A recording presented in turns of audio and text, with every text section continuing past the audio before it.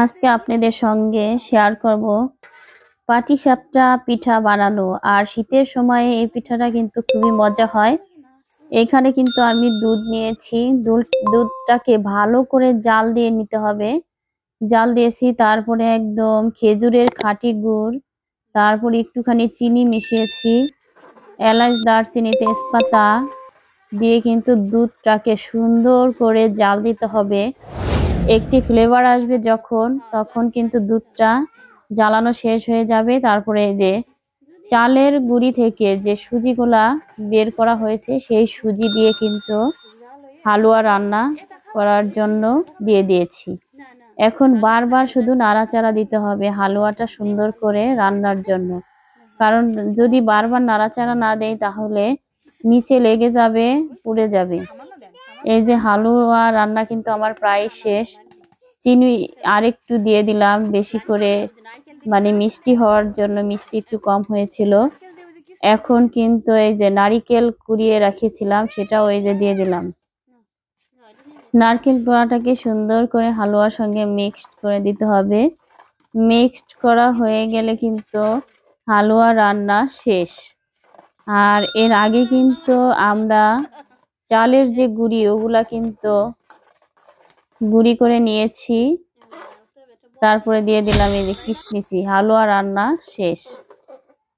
আর চালের গুঁড়িটাকে এখন কিন্তু সুন্দর করে পানি দিয়ে আমরা গুলিয়ে নেব। এই জন্য এই যে চুলা থেকে হালুয়াটা নামিয়ে ফেললাম। আর এই যে গুঁড়াটাকে সুন্দর করে গুলিয়ে নিতে হবে, একদম পাতলাও না আবার একদম ঘনও না।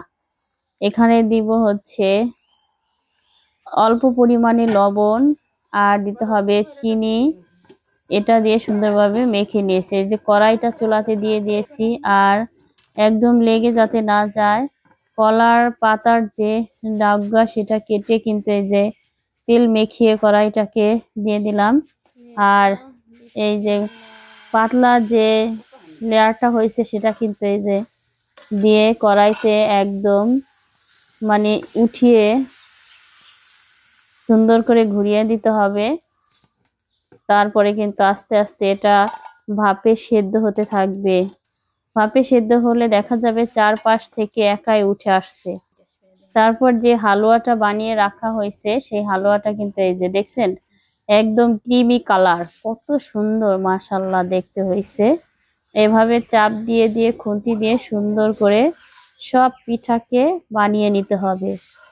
আর শীতের সময়ে এই পাটিসাপটা পিঠা এত মজা। আর যদি অরিজিনাল দুধ দিয়ে, খেজুরের গুড় দিয়ে সুন্দর করে হালুয়া বানানো হয়, তাহলে এই পিঠা খেয়ে কিন্তু মুখ চুবে না।